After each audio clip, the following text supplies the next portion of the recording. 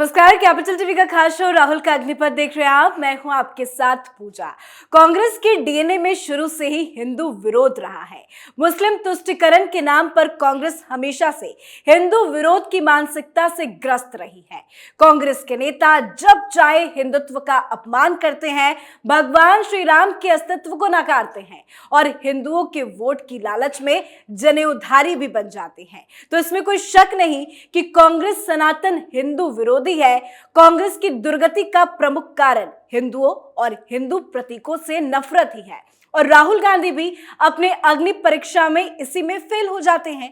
एक बार फिर से राहुल गांधी ने एक ऐसा बयान दे दिया जिससे राहुल की मानसिकता और राहुल के धर्म पर सवाल खड़े हो गए हैं। राहुल गांधी ने सीधा सनातन धर्म के बड़े चेहरे योगी आदित्यनाथ पर बड़ा बयान दिया है।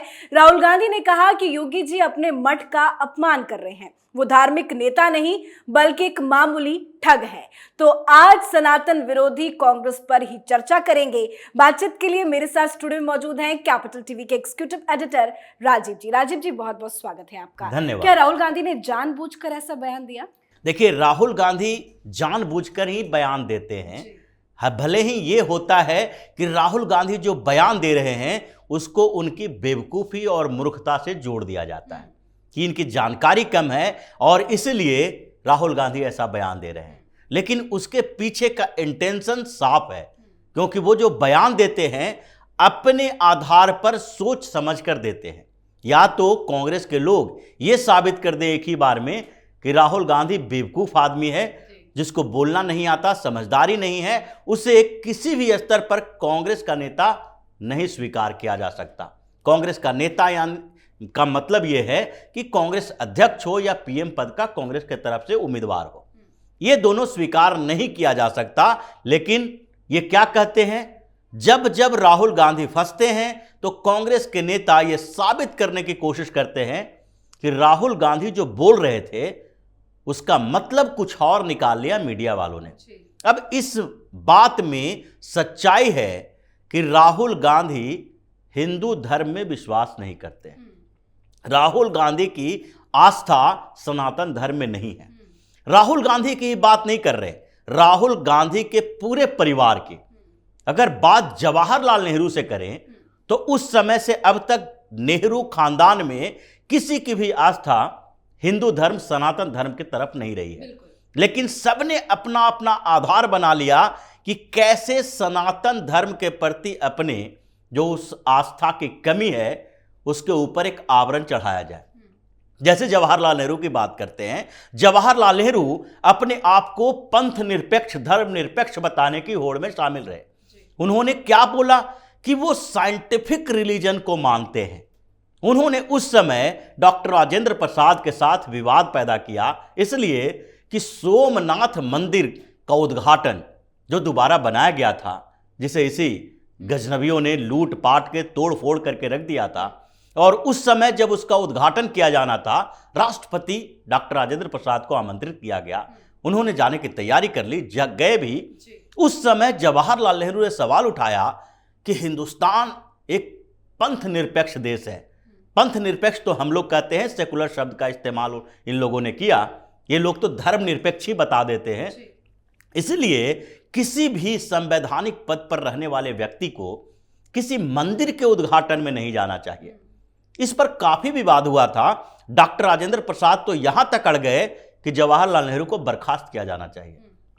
पटेल से इनकी बातचीत भी हुई, लेकिन सरदार पटेल उस समय थोड़े नरम पड़ गए। उन्होंने कहा कि जवाहरलाल अभी कांग्रेस के लिए एक स्टार प्रचारक है और उसके अपनी विचारधारा है, इसलिए उस विचारधारा के साथ ज़्यादा छेड़छाड़ करने की जरूरत नहीं है, आप अपना काम कीजिए, वो अपना काम करेगा। लेकिन उसकी मानसिकता, मतलब अगर देखा जाए तो जवाहरलाल नेहरू की मानसिकता तो पता चलता है कि आप ये कह रहे हैं कि सोमनाथ मंदिर के उद्घाटन में या किसी मंदिर के उद्घाटन में राष्ट्रपति को या प्रधानमंत्री को नहीं जाना चाहिए। लेकिन यह बात इन लोगों ने कभी नहीं कहा कि मस्जिद में क्यों नहीं जाना चाहिए, मस्जिद के प्रांगण में मुस्लिम लोगों से मिलने के लिए क्यों जाना चाहिए, या फिर मुस्लिम तुष्टीकरण उस समय भी जो चल रही थी उसके खिलाफ क्यों नहीं बोलना चाहिए। क्या भारत के प्रधानमंत्री को मुसलमानों के घूम घूम कर तारीफें करनी चाहिए थी? जबकि देश का विभाजन ही धर्म के नाम पर हुआ, तो क्या उस समय इन लोगों को नहीं कहना चाहिए था कि भाई जब पाकिस्तान मुसलमानों के लिए बनाया गया, जब पाकिस्तान की मांग चल रही थी, तो उत्तर प्रदेश के मुसलमान भी उतने ही एग्रेसिव थे जितने जम्मू कश्मीर के थे, जितने बंगाल के थे। तो उत्तर प्रदेश के मुसलमानों को उसी पाकिस्तान में जाना चाहिए जिस पाकिस्तान की मांग के लिए वो सड़कों पर उतरे। तो जवाहरलाल नेहरू ने अपना व्यक्तित्व ऐसा बनाया कि उन्हें यह नहीं कहा जाए कि वो सनातन विरोधी हैं, उन्हें यह कहा जाए कि वो बिल्कुल सेकुलर और ग्लोबल सिटीजन हैं, सेकुलर आदमी हैं। उसके बाद इंदिरा गांधी आई।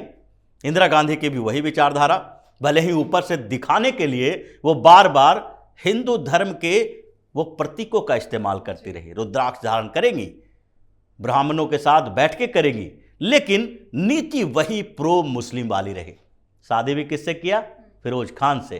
भले ही विवाद हो ये कि वो पारसी है या फिर पारसी थे या फिर मुस्लिम थे, लेकिन शादी भी उन्हीं से हुई। उनके बाद ये राजीव गांधी, संजय गांधी आए। राजीव गांधी की बात देखिए, राजीव गांधी तो अपने आप में अधार्मिक लोग थे। इनकी परवरिश वैसे हुई, विदेशों में ज़्यादा रहना सहना हुआ, सोनिया गांधी से शादी की। एक क्रिश्चियन महिला से शादी करने के बाद भी उनके सामने शर्त नहीं रखी कि आपको हिंदू रीति रिवाज अपनाना पड़ेगा, आपको भारत की नागरिकता लेनी चाहिए। सोनिया गांधी लंबे समय तक भारत की नागरिकता लेने से इनकार करती रही। तो अब राहुल गांधी की बारी आई है।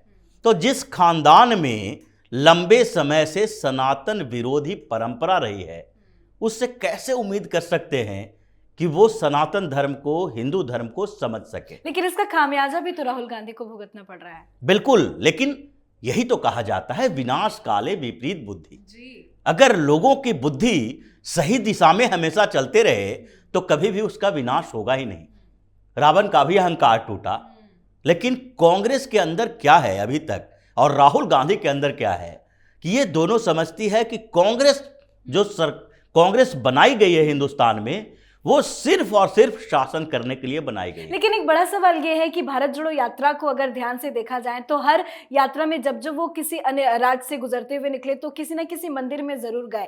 महाकालेश्वर भी गए, माथा टेका, और अब कभी वो तपस्वी की बात करते हैं, पर संतों को लेकर इस तरह के क्यों बयान दे रहे हैं? देखिए, यात्रा के दौरान वो एक चीज ध्यान देने वाली है, जब जब वो मंदिर गए तब तब किसी मस्जिद में भी गए, चाहे जम्मू कश्मीर में ही हो या फिर केरल में हो, तमिलनाडु में, हर जगह, दिल्ली में भी हो, वो मंदिर जाने के बाद मस्जिद जानते थे।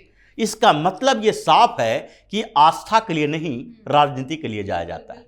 क्या आपने कभी देखा कि प्रधानमंत्री नरेंद्र मोदी वाराणसी गए, काशी विश्वनाथ के लिए दर्शन करने के लिए गए और उसके बाद ज्ञानवापी मस्जिद भी गए? कभी नहीं।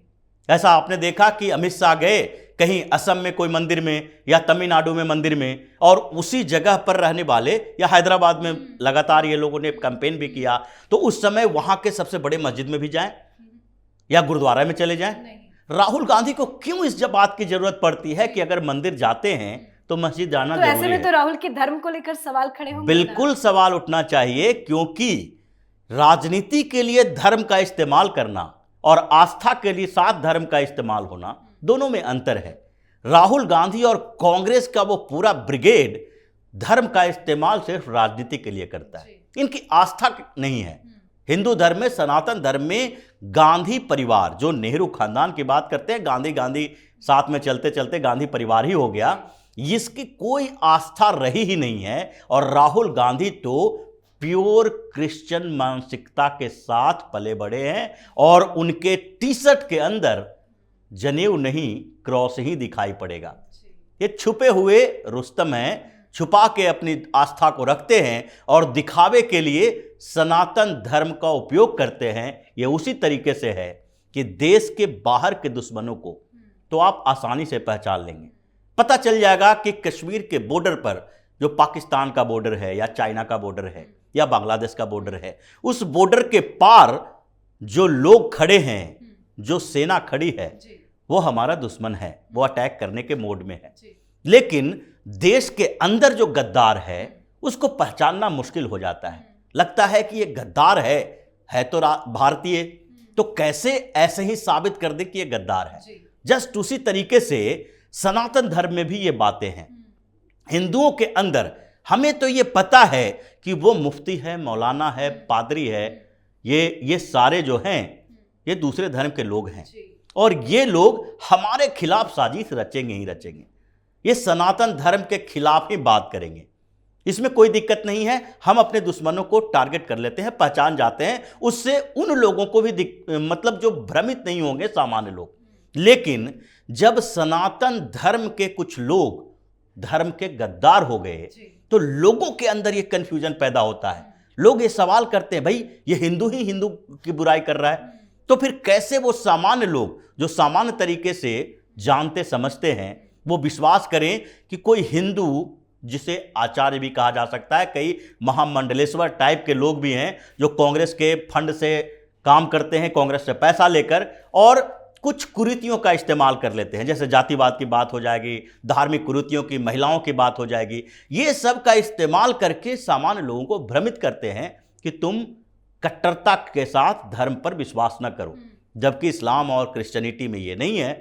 सामान्य लोग जो धर्म को बहुत कम जानते हैं वो भी इसका इस्तेमाल करते हैं। तो ये सनातन धर्म के अंदर छुपे हुए वो गद्दार हैं जो पूरे हिंदू समाज को कंफ्यूज करने की कोशिश करता रहा है और इसलिए इन लोगों को समझना चाहिए, इनको एक्सपोज करना चाहिए ताकि लोग समझ सकें कि कांग्रेस और राहुल गांधी की सच्चाई क्या है। इनका असली चेहरा ही यही है लगता है। जी, बहुत बहुत धन्यवाद समझाने के लिए। धन्यवाद।